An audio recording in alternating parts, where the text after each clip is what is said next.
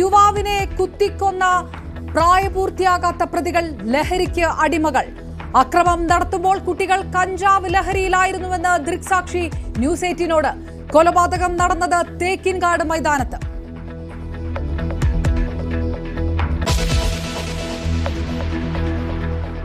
നാട്ടിലേക്കുള്ള യാത്രക്കിടെ കാണാതായ മലയാളി സൈനികനെ കണ്ടെത്തി.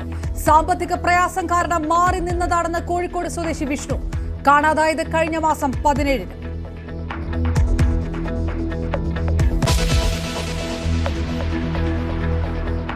ഷർട്ട് ധരിച്ചും ഹൈന്ദവ ക്ഷേത്രങ്ങളിൽ പ്രവേശിക്കാൻ അനുമതി നൽകണോ? ക്ഷേത്രാചാരങ്ങളിൽ കാലോചിത പരിഷ്കാരം വേണമെന്ന മുഖ്യമന്ത്രിയുടെ പ്രസ്താവനയെ ചൊല്ലി ചർച്ച. ആലോചിച്ച് തീരുമാനമെടുക്കുമെന്ന് ദേവസ്വം മന്ത്രി VN വാസവൻ.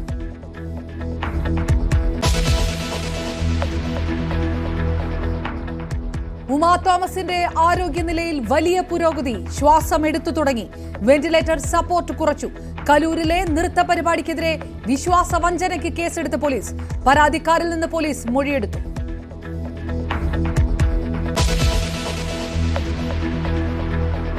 വയനാട് പുനരധിവാസ പദ്ധതിക്ക് മന്ത്രിസഭാ അംഗീകാരം. പുനരധിവാസം സമയബന്ധിതമായി പൂർത്തിയാക്കും. പുനരധിവാസ മാസ്റ്റർ പ്ലാൻ 3:30 വാർത്താ സമ്മേളനത്തിൽ മുഖ്യമന്ത്രി വിശദീകരിക്കും.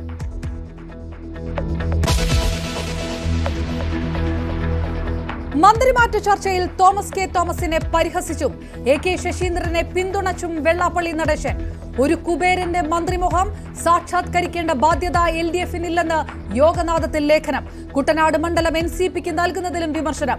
അനാവശ്യ പരാമർശങ്ങൾ നടത്തരുതെന്ന് തോമസ് കെ തോമസ്.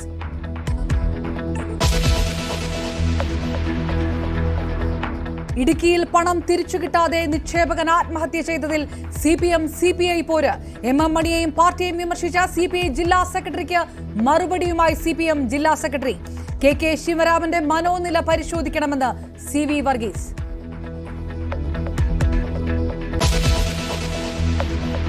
നമ്മളിവിടെ സമരം നടത്തിയാൽ അത് സഹിക്കാൻ വയ്യാത്ത കുറെ ആൾക്കാർ ഇവിടെ ഉണ്ട്.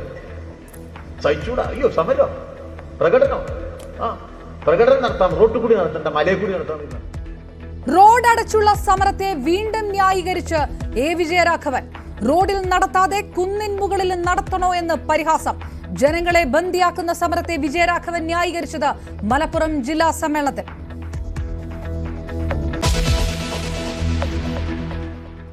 പകൽ വാർത്തയിലേക്ക് വിശദമായി. തൃശൂരിലെ കൊലപാതക കേസിലെ പ്രായപൂർത്തിയാകാത്ത പ്രതികൾ ലഹരിക്ക് അടിമകൾ. ഇരുവരും കഞ്ചാവ് വലിക്കുകയും മദ്യപിച്ചിരുന്നതായും പോലീസ് പറഞ്ഞു. മോഷണ കേസുകളിൽ ഉൾപ്പെടെ പിടിക്കപ്പെട്ടിട്ടുള്ള ഇരുവർക്കും ക്രിമിനൽ പശ്ചാത്തലവുമുണ്ട്. പ്രതികൾ കഞ്ചാവ് ലഹരിയിലായിരുന്നുവെന്ന് മരിച്ച ലിവിന്റെ സുഹൃത്തും ദൃക്സാക്ഷിയുമായ അരുൺ ന്യൂസ് 18നോട് പറഞ്ഞു. അസ്വാഭാവികമായ സാഹചര്യത്തിൽ കുട്ടികളെ കണ്ടതുകൊണ്ടാണ് ലിവിൻ സംസാരിച്ചതെന്നും അരുൺ പ്രതികരിച്ചു. സംഭവിച്ചത് ഞങ്ങൾ ഇന്നും വൈകുന്നേരം അവിടെ വന്ന് ഇങ്ങനെ ഇരിക്കാറുണ്ട്. നടക്കുന്ന സ്പോട്ടിൻ്റെ അടുത്ത് അന്ന് ഇരിക്കുമ്പോൾ 2 പെൺകുട്ടികൾ അതിലിങ്ങനെ വാസി, ഒരു 18 വയസ്സുള്ള കുട്ടികൾ ഇങ്ങനെ വാസ് ചെയ്തു. അപ്പോൾ ഇച്ചിരി കഴിഞ്ഞപ്പോൾ അത് ഇരുട്ടായി. ആ കുട്ടികൾ വരേണ്ട സമയം കഴിഞ്ഞു പോയി. അപ്പോൾ ഞങ്ങൾ പോയി അവിടെ നോക്കുമ്പോൾ വേറെ 2 ആൺകുട്ടികൾ അപ്പുറം ഇരിപ്പുണ്ട്. ആ പെൺകുട്ടികൾ അവിടെ ഇല്ല. അപ്പോൾ അവരോട് ചോദിച്ചാൽ എന്താ ഇവിടെ ഇരിക്കുന്നത്? ഇവിടെ ഇരിക്കാൻ പാടില്ല, ഇത് നല്ല സ്പോട്ടല്ല, ഇവിടെ സ്ക്വാഡുകാർ വരും, കാരണം അതുപോലെ ഇവിടെ ഭയങ്കര ഡേഞ്ചർ ഒരു ഏരിയയാണ്, വെട്ടയില്ല, വെളിച്ചില്ല. അപ്പോൾ അവരോടത് പറയുമ്പോൾ അവരെന്തോ വേറെ ഹോസ്റ്റൽ അപ്പം പറഞ്ഞു ഇവിടെ നിൽക്കാൻ പാടില്ല, അപ്പോൾ എന്ന് പറഞ്ഞ് ഞങ്ങൾ അവരെ പറഞ്ഞു വിട്ടു. അപ്പോൾ ആൾക്കൊരു കോള് വന്ന ആളെന്തോ പറഞ്ഞു, അതിലെന്തോ ആണ് അവർക്ക് ആ ആളുമായിട്ടൊരു പറ്റാതായത്. എന്നിട്ട് അത് കഴിഞ്ഞ് ഇവരെ പറഞ്ഞ് ഞങ്ങൾ ഈ മരിച്ചു പോയ പയ്യനും അപ്പോൾ വിളിച്ചിട്ട് എന്തോ പറയും ഇവിടെ നിൽക്കാൻ പാടില്ല, ഇത് നല്ല സ്പോട്ടല്ല, ഇത് ന്യൂ ഇയർ കൂടെയാണ്, കാരണം ഇവിടെ ചെയ്യുന്ന സ്ഥലമാണ്, നിങ്ങളിവിടെ വന്നിട്ട് അത് ചെയ്യാൻ പാടില്ല. മൃതദേഹം പോസ്റ്റ്മോർട്ടത്തിനായി മെഡിക്കൽ കോളേജിലേക്ക് മാറ്റി. ഫോറൻസിക് വിദഗ്ധർ സ്ഥലത്തെത്തി പരിശോധന നടത്തുകയാണ്. നവമി ദിനേശ് ചേരുന്നു. നവമി, പുതുവർഷ തലേന്ന് അത്യന്തം നിഷ്ഠൂരമായിട്ടുള്ള ഒരു സംഭവമാണ് നടന്നിരിക്കുന്നത്. അതും 14 വയസ്സുള്ള കുട്ടികൾ പ്രതികളാകുന്ന അവസ്ഥ, അവരുടെ ലഹരി ബന്ധം, ക്രിമിനൽ പശ്ചാത്തലം, ഇതെല്ലാം ഞെട്ടിപ്പിക്കുന്ന കാര്യമാണ്. മരിച്ച ആളും ഇവരും തമ്മിലുണ്ടായ തർക്കവുമായി ബന്ധപ്പെട്ടുണ്ടായിരുന്ന ആശയക്കുഴപ്പമെല്ലാം പോലീസ് വിശദീകരിച്ചോ? വിശദാംശങ്ങൾ എന്താണ്?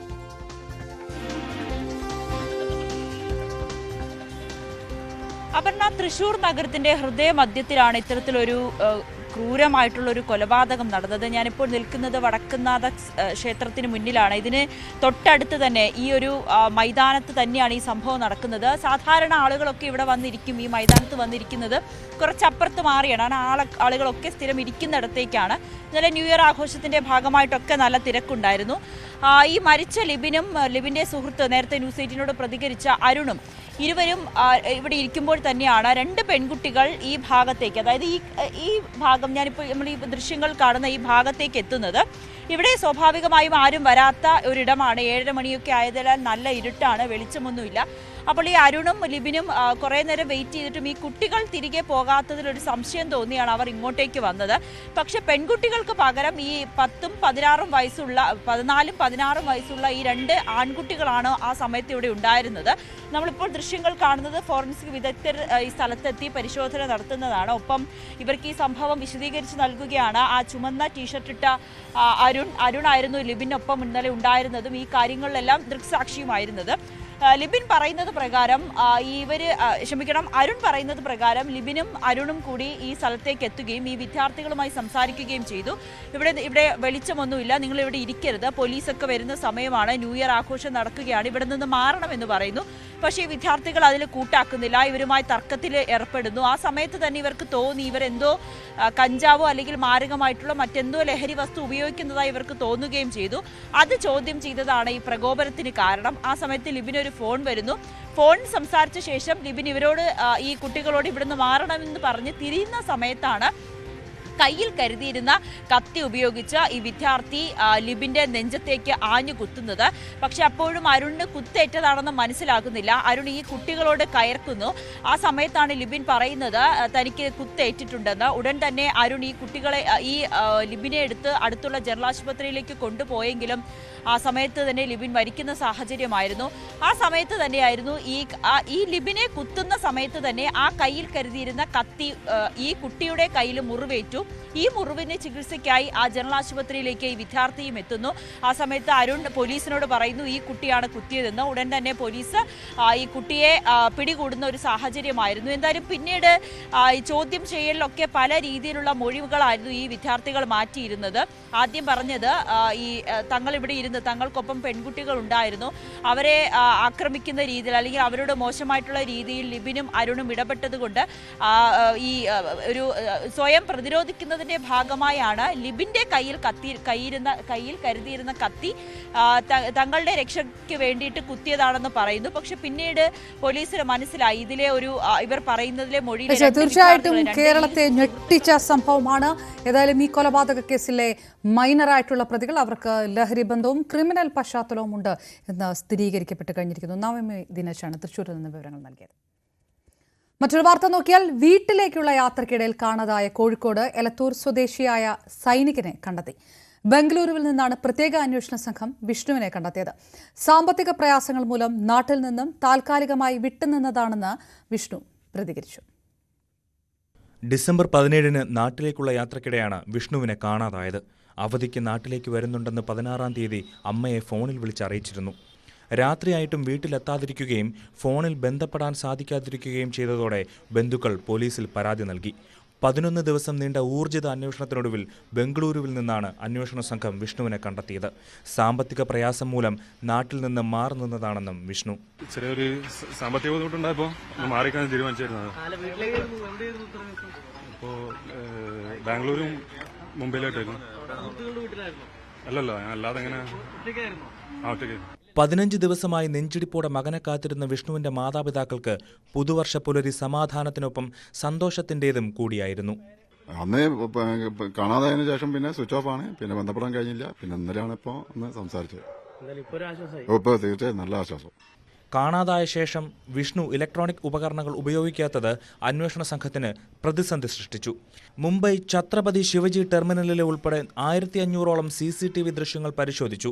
ബംഗളൂരുവിലെ ATMൽ നിന്നും പണം പിൻവലിച്ചത് അന്വേഷണത്തിൽ നിർണായകമായി. 17-ാം തീയതി പൂനെയിൽ വെച്ച് മിസ്സായിട്ടുള്ള നമ്മുടെ സോൾജർ കൂടായിട്ടുള്ള വിഷ്ണു എന്നയാളെ ഇന്നലെ വൈകുന്നേരത്തോടു കൂടി ബാംഗ്ലൂർ വെച്ച് നമ്മുടെ അന്വേഷണ സംഘം SI മുഹമ്മദ് സിയാദ്, അതുൽ, വൈശാഖ് എന്നിവയുടെ നേതൃത്വത്തിൽ ബാംഗ്ലൂരിൽ വെച്ച് ഇന്നലെ കണ്ടെത്തിയിട്ടുള്ളതാണ്. ഉണ്ടായ ബുദ്ധിമുട്ട് എന്ന് പറയുന്നത് അദ്ദേഹം ഒരു ഇലക്ട്രോണിക് ഉപകരണങ്ങളും ഉപയോഗിച്ചിരുന്നില്ല എന്നതാണ്. പൂനെ ആർമി സ്പോർട്സ് ഇൻസ്റ്റിറ്റ്യൂട്ടിൽ ജോലി ചെയ്യുന്ന വിഷ്ണു ബോക്സിംഗ് താരം കൂടിയാണ്. ന്യൂസ് 18 കോഴിക്കോട്. നിമിഷപ്രിയയെ സുരക്ഷിതമായി വീട്ടിലെത്തിക്കാൻ സാധ്യമായ എല്ലാ നിയമപരമായ ശ്രമങ്ങളും നടത്തിവരികയാണെന്ന് ഭർത്താവ് ടോമി തോമസ്. ഇന്ത്യ യമൻ സർക്കാരുകളുടെ സഹായത്താൽ അമ്മയെ വീണ്ടും കാണാൻ കഴിയുമെന്ന് നിമിഷയുടെ മകൾ ഉറച്ചു വിശ്വസിക്കുന്നതായും ടോമി തോമസ് പറഞ്ഞു. യമൻ പൗരന്റെ കൊലപാതകവുമായി ബന്ധപ്പെട്ട് വധശിക്ഷയ്ക്ക് വിധിക്കപ്പെട്ട നിമിഷപ്രിയയുടെ മോചനത്തിനായി ഇടപെടൽ നടത്തുന്നുണ്ടെന്ന് കഴിഞ്ഞ ദിവസം കേന്ദ്ര വിദേശകാര്യ മന്ത്രാലയവും വ്യക്തമാക്കിയിരുന്നു. നിമിഷപ്രിയ മോചിതയായി മടങ്ങിവരുമെന്ന പ്രതീക്ഷയിലാണ് ഭർത്താവ് ടോമി തോമസ്. തൻ്റെ മോൾക്ക് അമ്മയെ നേരിൽ കണ്ട ഓർമ്മയില്ല. ഫോട്ടോകൾ കാണിച്ചു കൊടുക്കും. വീഡിയോ കോളിൽ സംസാരിക്കാൻ കഴിഞ്ഞിട്ടുണ്ട്. മകൾ അമ്മയുടെ സ്നേഹവും വാത്സല്യവും ആഗ്രഹിക്കുന്നു. നിമിഷപ്രിയ ഇന്ത്യയിലേക്ക് ഉടൻ തന്നെ തിരിച്ചെത്തുമെന്ന പ്രതീക്ഷയിലാണ് മകൾ. സംഭവം നടന്നതോടെ താനും കടുത്ത സാമ്പത്തിക പ്രതിസന്ധിയിലായെന്നും ടോമി തോമസ് ന്യൂസ് 18നോട് പറഞ്ഞു. ക്രിട്ടിക്കലായിട്ടുള്ള ഒരു സ്റ്റേജിലുള്ള അവസ്ഥയാണ് ഇപ്പം. അതിൽ നിന്ന് ഒരു മാറ്റം ഉണ്ടായി എത്രയും പെട്ടെന്ന് നാട്ടിലേക്ക് എത്തട്ടെ എന്നുള്ള ഒരു പ്രാർത്ഥനയോടുകൂടി എല്ലാവരുടെയും സഹകരണം പ്രതീക്ഷിക്കുന്നു. എല്ലാവരും അതിനെ ഹാർഡ് വർക്ക് ചെയ്യുന്നുണ്ട്. ഓൾറെഡി എല്ലാവരും മീറ്റിംഗ് ഒക്കെ ഉണ്ട്. പിന്നെ ഈ ഒരു അവസ്ഥയിൽ 2-3 ദിവസം മുമ്പുള്ള വാർത്ത അത് ദുഃഖിപ്പിക്കുന്നു, വേദനിപ്പിക്കുന്നതായി പോയി. നല്ലൊരു പ്രതീക്ഷയോടുകൂടി കാത്തിരിക്കുന്ന സമയത്താണ് ഇങ്ങനെയൊരു ഇത് വന്നിരിക്കുന്നത്. അപ്പം ഇനിയിപ്പോൾ എന്താണെന്ന് ചോദിച്ചാൽ 1 മാസത്തിനുള്ളിലുള്ള കാര്യങ്ങൾക്ക് എത്രയും പെട്ടെന്ന് നല്ല ഹാർഡ് വർക്ക് ചെയ്ത് എല്ലാവരും ഇന്ന് പിന്നൊരുന്നൊന്നുമില്ല, എല്ലാവരും പല രാജ്യത്തുള്ളവരും ഇതിനകത്ത് ഉത്തരവാദപ്പെട്ടവരും കേന്ദ്ര ഗവൺമെന്റ് ഭാഗത്തുനിന്നും സംസ്ഥാന ഗവൺമെന്റ് ഭാഗത്തുനിന്നും അങ്ങനെ ഒരുപാട് ഉന്നതരായ ആൾക്കാരുടെ ഇടപെടൽ അതിശക്തമായിട്ട് തന്നെ എത്രയും പെട്ടെന്ന് ഉണ്ടാകുക. 2 വയസ്സിലാണ് മകൾ നിമിഷപ്രിയയെ പിരിയുന്നത്. ഇപ്പോൾ 10 വർഷങ്ങൾ പിന്നിട്ടു. 2017 കേസിനാസ്പദമായ സംഭവം. യമൻ പൗരൻ തലാൽ അബ്ദുമഹദിയാണ് കൊല്ലപ്പെട്ടത്. കേസിൽ വിചാരണ കോടതി വധശിക്ഷ വിധിച്ചു. പിന്നീട് യമൻ സുപ്രീം കോടതി അത് ശരിവെച്ചു.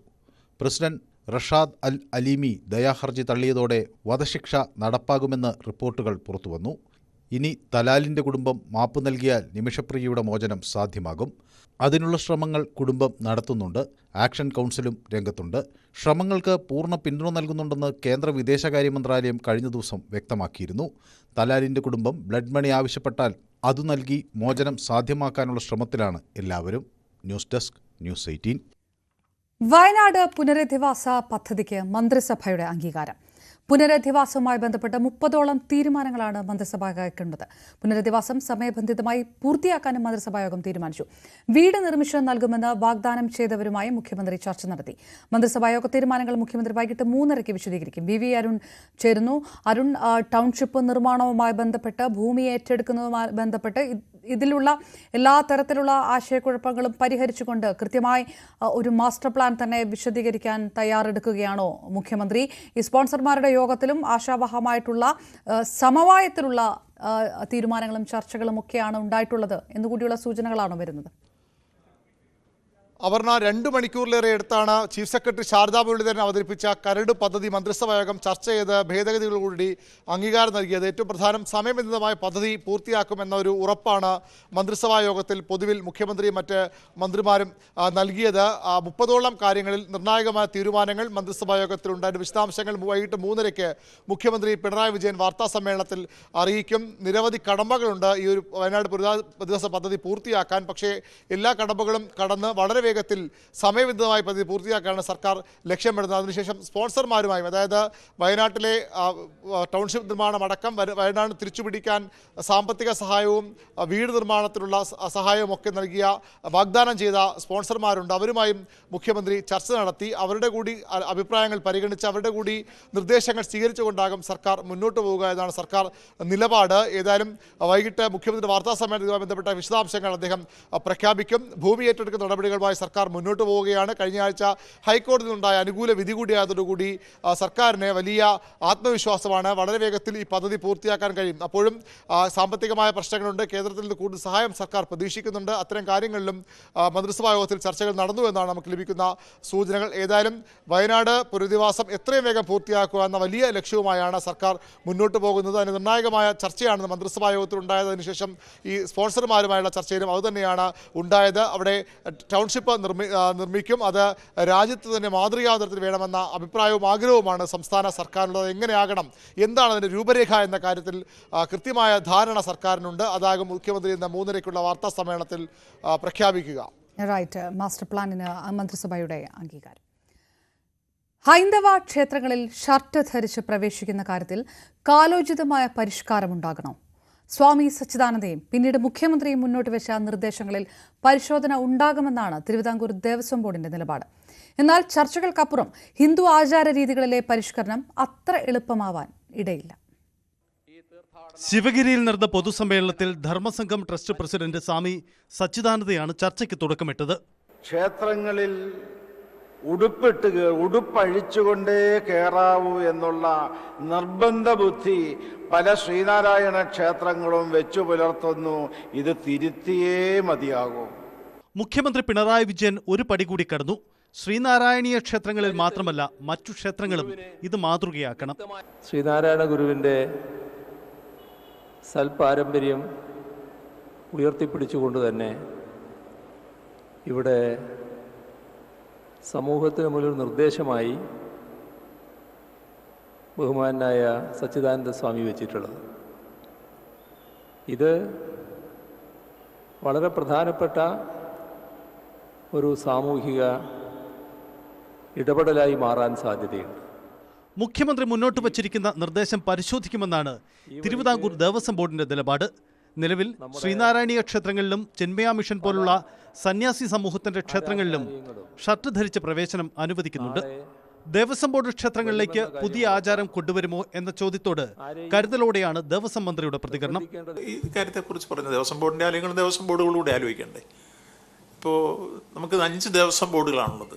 ഈ 5 ദേവസ്വം ബോർഡും കൂടി ചർച്ച ചെയ്യുന്ന രൂപത്തിൽ നിന്നുകൊണ്ട് അതിൻ്റെ അഭിപ്രായങ്ങൾ വന്നില്ലേ ഗവൺമെൻറ് ഇടപെടുള്ളൂ.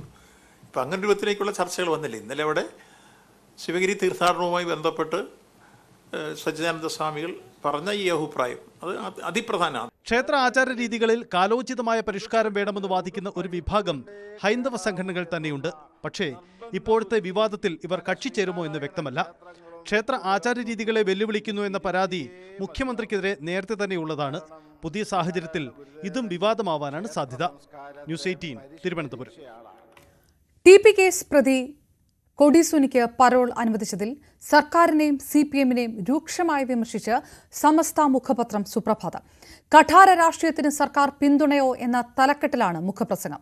പോലീസ് റിപ്പോർട്ട് തള്ളിയും ഹൈക്കോടതി ഉത്തരവ് ധിക്കരിച്ചുമാണ് വളഞ്ഞ വഴിയിലൂടെ സുനിയെ പുറത്തെത്തിച്ചത്. കൊടിസുനിക്ക് പരോൾ അനുവദിച്ചതിൽ ഒരു അപരാധവും CPM കാണുന്നില്ല എന്നത് അത്ഭുതപ്പെടുത്തുന്നുവെന്നും മുഖപ്രസംഗം കുറ്റപ്പെടുത്തുന്നു.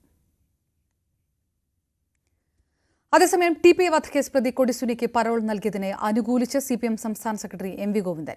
പരോൾ തടവുകാരന്റെ അവകാശമാണ്. ആർക്കെങ്കിലും പരോൾ നൽകുന്നതിൽ CPM ഇടപെടാറില്ല. അത് സർക്കാരും ജയിൽ വകുപ്പും തീരുമാനിക്കേണ്ട കാര്യമാണെന്നും MV ഗോവിന്ദൻ പറഞ്ഞു. കൊടിസുനിക്ക് പരാതി പല ആൾക്കും പരാതി കിട്ടുന്നുണ്ടല്ലോ, പരോളും കിട്ടുന്നുണ്ടല്ലോ. കിട്ടുന്നതിനിപ്പോൾ നമ്മളെന്ത് ചെയ്യാനാ? കമ്മ്യൂണിസ്റ്റ് പാർട്ടി ഓഫ് ഇന്ത്യ മാർക്സിസ്റ്റിന് ഒരാൾക്ക് പ്രത്യേക പരോൾ വേണമെന്നോ ഒരാൾക്ക് പ്രത്യേക പരോൾ കൊടുക്കാൻ പാടില്ലെന്നോ ഒരു തരത്തിലുള്ള ഇടപെടലും CPIM നടത്തുന്ന കാര്യമല്ല. ഞങ്ങൾക്കത് ബാധകമല്ല. അതെല്ലാം ഗവൺമെൻറ് സംവിധാനത്തിൻ്റെ ഭാഗമായിട്ട് ജയിലുമായിട്ട് ബന്ധപ്പെട്ട കാര്യമാണ്. അത് ആ രീതിയിലാണ് കൈകാര്യം ചെയ്യപ്പെടുക. അതിൽ പാർട്ടി ഇടപെടേണ്ട യാതൊരു കാര്യമില്ല. ഇന്ന് മുതൽ 20-ലധികം ആൻഡ്രോയിഡ് സ്മാർട്ട് ഫോണുകളിൽ വാട്സാപ്പ് ഉപയോഗിക്കാൻ സാധിക്കില്ല. സുരക്ഷാ നടപടികൾ വർദ്ധിപ്പിക്കാനുള്ള മെറ്റ അപ്ഡേറ്റുകളുടെ ഭാഗമായാണ് വാട്സാപ്പ് ആക്സസ് നഷ്ടമാകുന്നത്. പഴയ ഫോണുകൾ ഉപയോഗിക്കുന്നവർക്ക് സേവനങ്ങൾ തുടർന്ന് ലഭിക്കാൻ പുതിയ ഫോണുകളിലേക്ക് മാറേണ്ടി വരും. ലോകമെമ്പാടും 2 ബില്യണിലധികം ജനങ്ങൾ ഉപയോഗിക്കുന്ന വാട്സപ്പ് 20-ലധികം ആൻഡ്രോയിഡ് സ്മാർട്ട് ഫോണുകളിലാണ് തങ്ങളുടെ സേവനം ഈ പുതുവർഷം മുതൽ അവസാനിപ്പിക്കുന്നത്.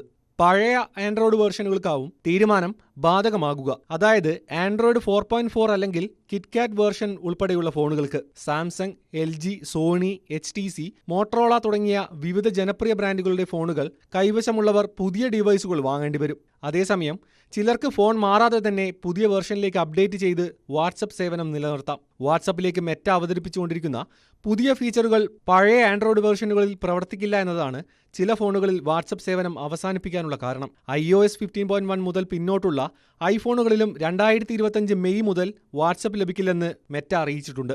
News desk, news 18. കൂലിയില്ലാതെ തൊഴിലെടുത്തത് 111 ദിവസം. ഒടുവിൽ സ്കൂളിന് മുന്നിൽ സമരമിരിക്കാൻ നിർബന്ധിതയായി അധ്യാപിക. ബാലരാമപുരം ഹൈസ്കൂളിലെ താൽക്കാലിക ജീവനക്കാരിയായ റീജയ്ക്കാണ് തന്റെ വിദ്യാർത്ഥികൾക്ക് മുന്നിൽ സമരം ചെയ്യേണ്ടി വന്നത്. ചെയ്ത ജോലിയുടെ വേതനത്തിന് തന്റെ വിദ്യാർത്ഥികൾ കാണുകെ സ്കൂളിന് മുന്നിൽ സമരമിരിക്കേണ്ട ഗതികേടിലാണ് താൽക്കാലിക അധ്യാപികയായ റീജ.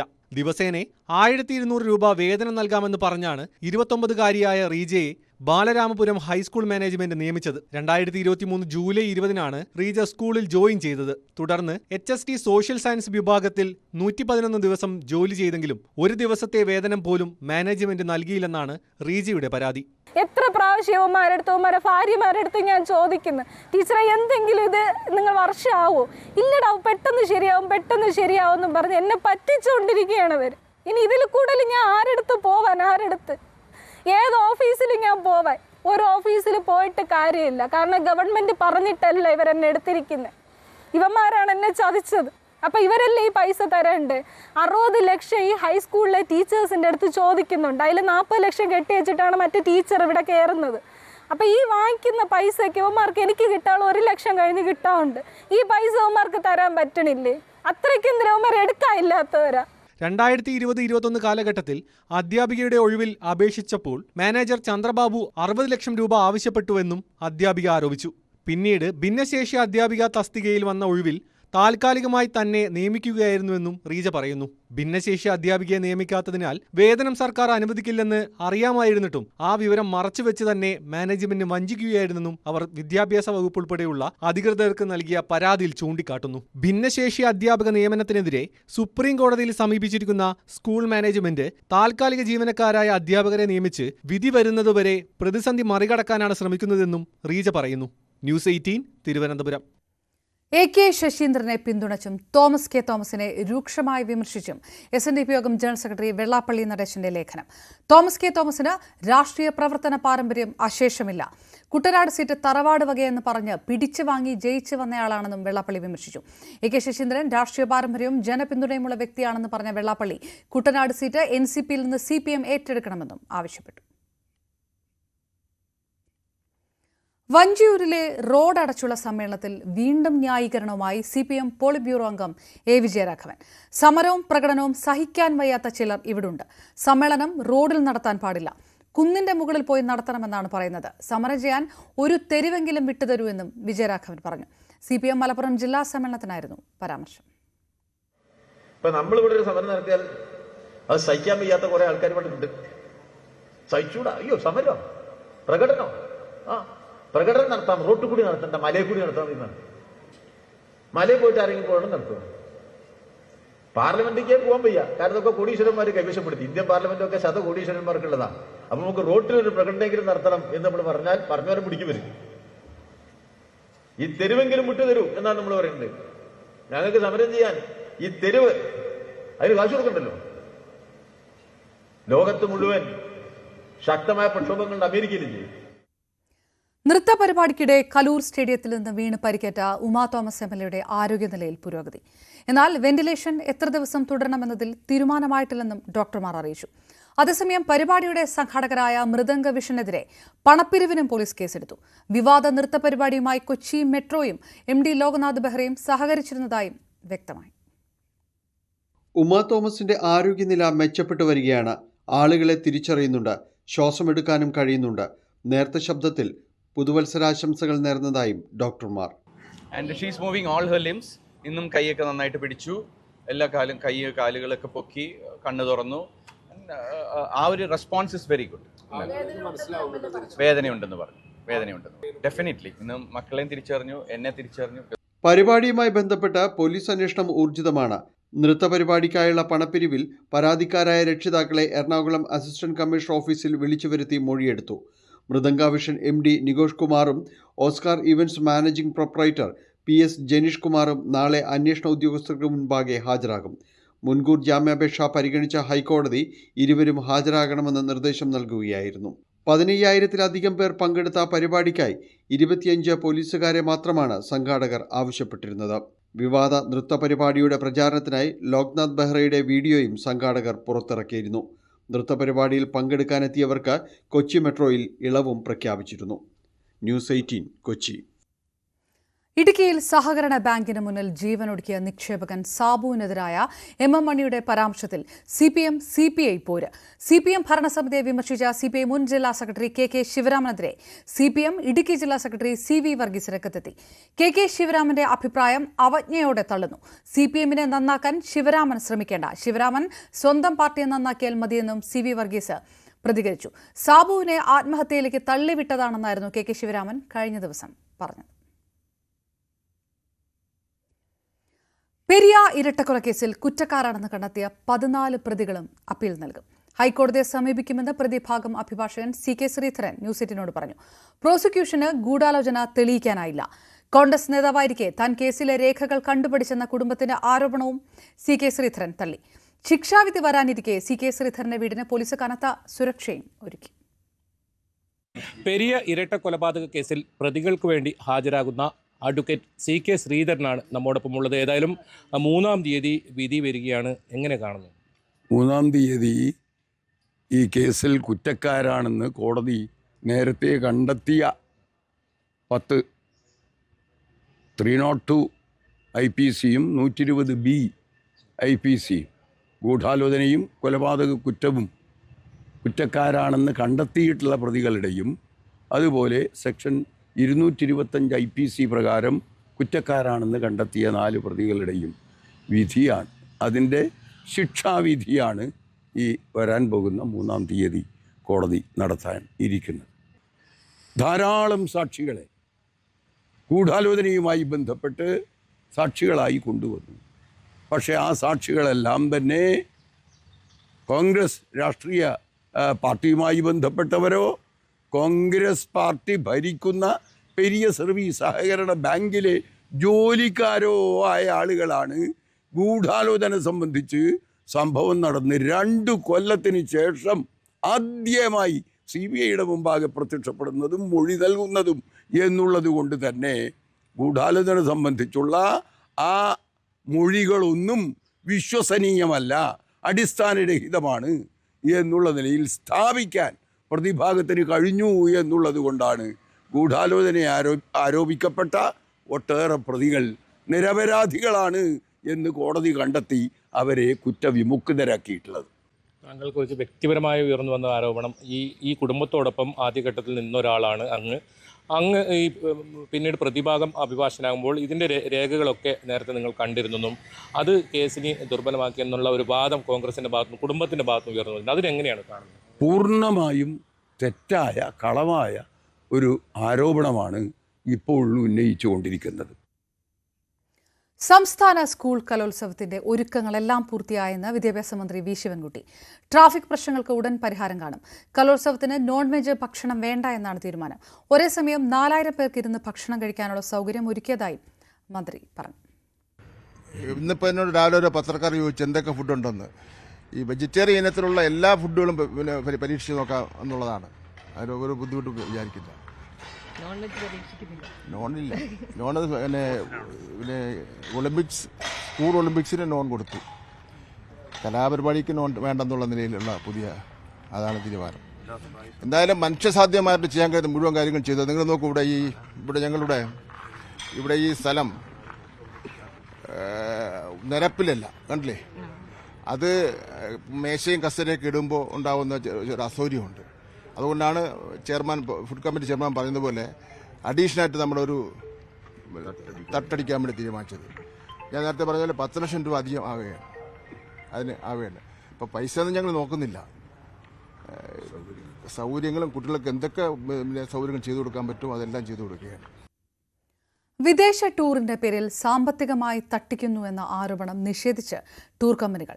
കോൺസുലേറ്റുകൾ വിസ നിഷേധിക്കാൻ പണം തിരികെ കിട്ടാതെ വരുന്നത് ടൂർ കമ്പനികളുടെ വീഴ്ച മൂലമല്ല എന്നാണ് ഇവരുടെ വിശദീകരണം. US, യൂറോപ്യൻ കോൺസുലേറ്റുകൾ വിസ നൽകുന്നത് ട്രാവൽ ചെയ്യുന്ന യാത്രക്കാരന്റെ സാമൂഹിക ഡോക്യുമെന്റുകളുടെ അടിസ്ഥാനത്തിൽ മാത്രമാണ്. വിസ റിജക്റ്റ് ചെയ്യപ്പെട്ടാൽ കൂടുതൽ നഷ്ടം പേരേണ്ടി വരുന്നത് ടൂർ കമ്പനികൾക്കാണെന്നും ഇവർ പറയും. വിദേശ ടൂർ വാഗ്ദാനം ചെയ്ത് സാമ്പത്തിക തട്ടിപ്പ് നടത്തുന്നുവെന്ന ആരോപണത്തിനെതിരെയാണ് ടൂർ കമ്പനികളുടെ സംഘടന രംഗത്തെത്തിയത്. വിസ നിഷേധിക്കുന്നത് ബന്ധപ്പെട്ട രാജ്യങ്ങളുടെ കോൺസുലേറ്റുകളാണ്. വിസ നടപടികളുടെ ആദ്യഘട്ടത്തിൽ തന്നെ മുൻകൂറായി പണം അടക്കണം. വിസ നിഷേധിക്കപ്പെട്ടാൽ ഈ പണം തിരികെ കിട്ടില്ല. ഇക്കാര്യം നേരത്തെ തന്നെ ഉപഭോക്താക്കളെ അറിയിക്കാറുണ്ട്. ഒരു യൂറോപ്പ് ടൂറിന് നമ്മൾ അഡ്വാൻസ് പേയ്മെൻറ്റ് മേടിക്കുന്ന 3 കാര്യങ്ങൾക്കാണ്. ഒന്ന് വിസയ്ക്ക് വേണ്ടിയിട്ട്. വിസയ്ക്ക് നമുക്ക് വിസ ഫീസ് നമ്മൾ കോൺസുലേറ്റിൽ അടയ്ക്കുന്നതാണ്. അത് വിസ കിട്ടിയാലും റിജക്റ്റ് ആയാലും വിസ ഫീസ് ഒരിക്കലും നമുക്ക് തിരിച്ചു കിട്ടില്ല. അത് നോൺ റിഫണ്ടബിൾ ആണ്. അതുപോലെ തന്നെ visa facilitation centre VFS fees ഉണ്ട്, അതും നമുക്ക് നോൺ റിഫണ്ടബിൾ ആണ്. അടുത്തത് നമ്മൾ ഇവർക്ക് വേണ്ടിയിട്ട് ഫ്ലൈറ്റ് ടിക്കറ്റ്, അക്കോമഡേഷൻ, അതുപോലെ ഇന്റേണൽ ട്രാൻസ്ഫർ എന്തെങ്കിലും ഉണ്ടെങ്കിൽ അതിന് വേണ്ടിയിട്ടുള്ള നമ്മൾ ബുക്കിംഗ് കൂടെ നമ്മൾ ചെയ്യണം. കൺഫേം ഫ്ലൈറ്റ് ടിക്കറ്റൊക്കെ നമ്മൾ പലപ്പോഴും ഈ ടൂറിൻ്റെ വിസയ്ക്ക് വേണ്ടി അപേക്ഷിക്കുമ്പോൾ കൊടുക്കേണ്ടി വരും. അപ്പോൾ അത്തരം ഗ്രൂപ്പ് ടിക്കറ്റ് എടുത്തിട്ടുണ്ടെങ്കിൽ ആ ഗ്രൂപ്പ് ടിക്കറ്റിലും നമുക്ക് നോൺ റിഫണ്ടബിൾ ആണ്. ഐ മീൻ ഒരു 25% എമൗണ്ട് നമ്മൾ മുൻകൂട്ടി അടച്ചാലാണ് എയർലൈൻ നമുക്ക് ഗ്രൂപ്പ് ടിക്കറ്റിങ്ങിന് PNR തരുള്ളൂ. അപ്പോൾ ആ 25% നമ്മുടെ പോകും. അപ്രോക്സിമേറ്റ്ലി നമുക്കൊരു 20,000 മുതൽ 30,000 രൂപ വരെ ഒരു യൂറോപ്പ് ടൂർ ക്യാൻസൽ ചെയ്ത് കഴിഞ്ഞാൽ ആക്ച്വൽ ക്യാൻസലേഷൻ കോസ്റ്റ് നമുക്ക് ഇതിനകത്ത് ഇൻവോൾവ് ആണ്. ഇത് നമ്മൾ ടൂർ ഐറ്റിനറിയിൽ കൃത്യമായിട്ട് അവരുടെ അടുത്ത് പറഞ്ഞിട്ടുണ്ടാവും. നിങ്ങളുടെ രജിസ്ട്രേഷൻ ഫീസ് അല്ലെങ്കിൽ ഫസ്റ്റ് പേയ്മെൻറ്റ് അഡ്വാൻസ് മേടിക്കും മിക്കവാറും എല്ലാ കമ്പനികളും. യൂറോപ്യൻ ടൂറുകൾക്കായി 50% പണം മുൻകൂറായി അടക്കേണ്ടി വരുന്നു. ടൂർ റദ്ദാക്കപ്പെട്ടാൽ ഉപഭോക്താക്കളെക്കാൾ നഷ്ടം നേരിടുക ടൂർ കമ്പനികൾ തന്നെയാണ്. അപ്പോൾ അതിൽ നിന്നൊരു ലാഭം ഒരു ടൂർ കമ്പനി ഉണ്ടാക്കുമെന്ന് ഞങ്ങൾ പ്രതീക്ഷിക്കുന്നില്ല. നമ്മൾ ടൂർ പോയാലാണ് നമുക്ക് അതിൽ നിന്നൊരു 5% നമുക്കൊരു മാർജിൻ ഉണ്ടാകുന്നത്. ഒരിക്കലും ടൂർ ക്യാൻസൽ ചെയ്ത് കഴിഞ്ഞ് കഴിഞ്ഞാൽ ഗസ്റ്റിനുണ്ടാവുന്ന നഷ്ടത്തെക്കാൾ കൂടുതൽ ഒരു ടൂർ ഓപ്പറേറ്റർക്ക് ഉണ്ടാവും സാധാരണ രീതിയിൽ. വിദേശ ടൂറിന്റെ പേരിൽ തട്ടിപ്പെന്നത് അനാവശ്യ പ്രചരണമെന്നാണ് ടൂർ കമ്പനികൾ വ്യക്തമാക്കുന്നത്. പരാതി കോടതിയിലെത്തിയാൽ നിയമപരമായും വിശദീകരണം നൽകുമെന്നാണ് ടൂർ കമ്പനികളുടെ നിലപാട്. ന്യൂസ് 18 കൊച്ചി. സ്വർണം വെള്ളി നിരക്കുകൾ. കവിത ഗോൾഡ് ആൻഡ് ഡയമണ്ട്സ് ഇന്നത്തെ സ്വർണം വെള്ളി നിരക്കുകൾ നിങ്ങൾക്കായി സമർപ്പിക്കുന്നത്. ഏവർക്കും കവിത ഗോൾഡ് ആൻഡ് ഡയമണ്ട്സിന്റെ ക്രിസ്മസ് ന്യൂ ഇയർ ആശംസകൾ. സ്വർണം 22 ക്യാരറ്റ് ഗ്രാമിന് 7,120 രൂപ, പവന് 56,960 രൂപ. 18 ക്യാരറ്റ് ഗ്രാമിന് 5,905, പവന് 47,240 രൂപ. വെള്ളി ഗ്രാമിന് 93 രൂപ, കിലോയ്ക്ക് 93,000. കവിത ഗോൾഡ് ആൻഡ് ഡയമണ്ട്സ് ഇന്നത്തെ സ്വർണം വെള്ളി നിരക്കുകൾ നിങ്ങൾക്കായി സമർപ്പിക്കുന്നത്.